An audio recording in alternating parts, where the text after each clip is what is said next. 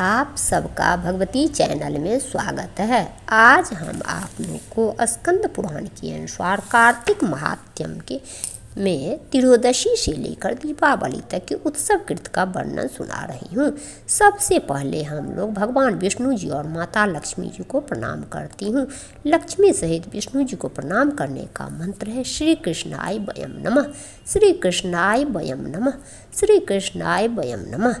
ब्रह्मा जी कहते हैं कार्तिक कृष्णा त्रयोदशी को प्रातः काल दंत धावन करके स्नान करें और त्रिरात्रि व्रत का नियम लेकर भगवान गोविंद के भजन में तत्पर रहें तथा इस व्रत के अंत में गोवर्धन उत्सव मनावें। त्रयोदशी 3 मुहूर्त से अधिक हो तो इस व्रत में ग्राह्य है, पर तिथि से भेद होना दोष की बात नहीं है। कार्तिक कृष्ण पक्ष में त्रयोदशी के प्रदोष काल में यमराज के लिए दीप और नैवेद्य समर्पित करे तो अपमृत्यु का नाश होता है। एक दिन यमदूतों ने यमराज से कहा, प्रभु ऐसे महोत्सव के अवसर पर जिस प्रकार जीव अपने जीवन से वियुक्त न हो वह उपाय हमारे आगे वर्णन कीजिए। यमराज ने कहा, कार्तिक कृष्णा त्रयोदशी को प्रतिवर्ष प्रदोष काल में जो अपने घर के दरवाजे पर निम्नांकित मंत्र से उत्तम दीप देता है वह अपमृत्यु को प्राप्त होने पर भी यहाँ ले आने योग्य नहीं है। वह मंत्र इस प्रकार है, मृत्युनाम पाशदंडाभ्याम कालेन च मया सह त्रयोदश्याम दीपदानात् सूर्यजः प्रियतामिति।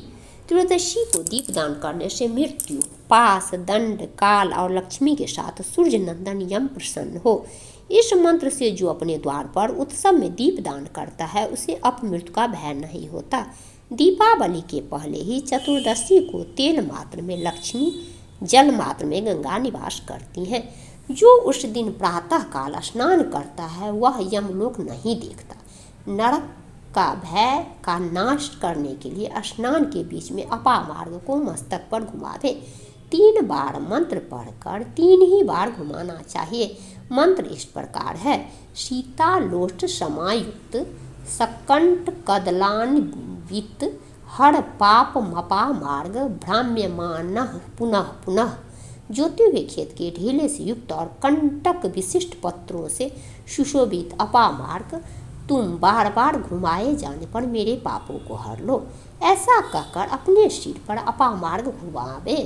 स्नान करके भींगे वस्त्र से मृत्यु के पुत्र रूप 2 कुत्तों को दीपदान दे। उस समय यह मंत्र पढ़े, शूनकौ श्याम शौवलौ भ्रातरो यम सेवकौ तुष्टौ श्यान्ताम चतुर्दश्याम दीपदानेन मृत्युजौ। काले और चितकबरे रंग के 2 श्वान जो मृत्यु के पुत्र यमराज के सेवक तथा परस्पर भाई हैं, चतुर्दशी को दीपदान करने से मुझ पर प्रसन्न हो। फिर स्नानांग तर्पण करने के पश्चात 14 यमों का तर्पण करें, जिनके नाम मंत्र इस प्रकार है, यमाय, धर्मराजाय, मृत्युए, चांतकाय च, व्यवस्त्वाय, कालाय, सर्वभूत छाय च, औदुम्बराय, ददनाय, नीलाय, परमेष्ठिने, विकोदराय, चित्राय, चित्रगुप्ताय ते नमः। इस 14 नाम मंत्र हैं। इनमें से प्रत्येक के अंत में नमः पद जोड़कर बोले और एक एक मंत्र को 3-3 बार कहकर तिल मिश्रित जल की 3-3 अंजलियां दे। यमराज का तर्पण यज्ञोपवीत होकर अर्थात यज्ञोपवीत को बाएं कंधे पर रखकर अथवा प्राचीन बीती होकर भी किया जा सकता है, क्योंकि यमराज देवता और पितर दोनों ही पदों पर स्थित हैं, अतः उनमें उभय रूपता है। जिसके पिता जीवित हो वह भी यम और विष्णु के लिए तर्पण कर सकता है। कार्तिक कृष्णा चतुर्दशी को यदि अमावस्या भी हो और उसमें स्वाति नक्षत्र का योग हो तो उसी दिन दीपावली होती है। उस दिन से आरंभ करके 3 दिनों तक दीपोत्सव करना चाहिए, क्योंकि एक समय राजा बलि ने भगवान से यह वर मांगा था कि मैंने छल से पावन रूप धारण करने वाले आपको भूमि दान दी है और आपने उसे 3 दिनों में 3 पगों द्वारा नाप लिया है।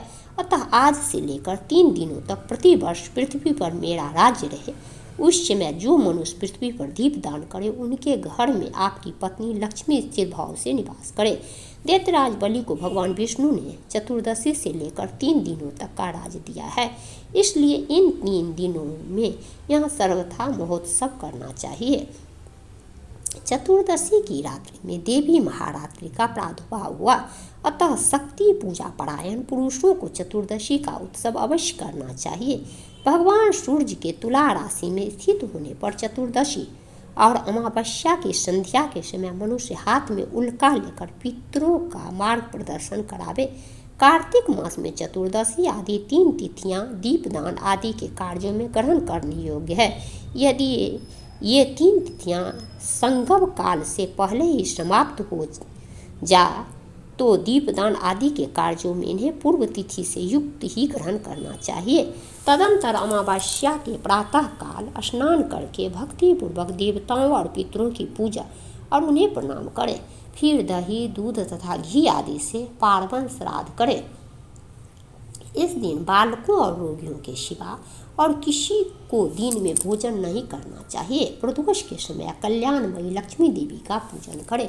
उस दिन लक्ष्मी जी का सुख बढ़ाने के लिए जो उनके लिए कमल के फूलों का सैया बनाता है, उसके घर को छोड़कर भगवती लक्ष्मी कहीं नहीं जाती है। जावित्री, लौंग, इलायची और कपूर के साथ गाय के दूध को अच्छी तरह पकाकर उसमें आवश्यकता के अनुसार शक्कर देकर लड्डू बना ले और उन्हें महालक्ष्मी को अर्पण करें। पूजा के पश्चात लक्ष्मी जी की स्तुति इस प्रकार करनी चाहिए। दीपक की ज्योति से विराजमान महालक्ष्मी, तुम ज्योतिमयी हो। सूर्य, चंद्रमा, अग्नि, सुवर्ण और तारा आदि सभी ज्योतियों की ज्योति हो, तुम्हें नमस्कार है।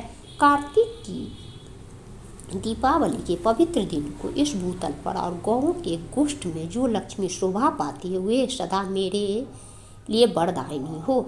इस प्रकार स्तुति करने के पश्चात प्रदोष काल में दीपदान करें। अपनी शक्ति के अनुसार देव मंदिर आदि में दीपकों का वृक्ष बनावे। चौराहे पर, शमशान भूमि में, नदी के किनारे, पर्वत पर, घरों में, वृक्षों की जड़ों में, गौशालाओं में, चबूतरों पर तथा प्रत्येक गृह में दीपक जलाकर रखने चाहिए। पहले ब्राह्मणों और भूखे मनुष्यों को भोजन कराकर पीछे स्वयं नूतन वस्त्र और आभूषण से विभूषित होकर भोजन करना चाहिए। जीव हिंसा, मदिरापान, अगम्यागमन, चोरी और विश्वासघात ये 5 नरक के द्वार कहे गए हैं, इनका सदैव त्याग करना चाहिए। तदंतर आधी रात के समय नगर की शोभा देखने के लिए धीरे धीरे पैदल चले और उस समय का आनंदो उत्सव देखकर अपने घर लौट आवे। कथा समाप्त आज का।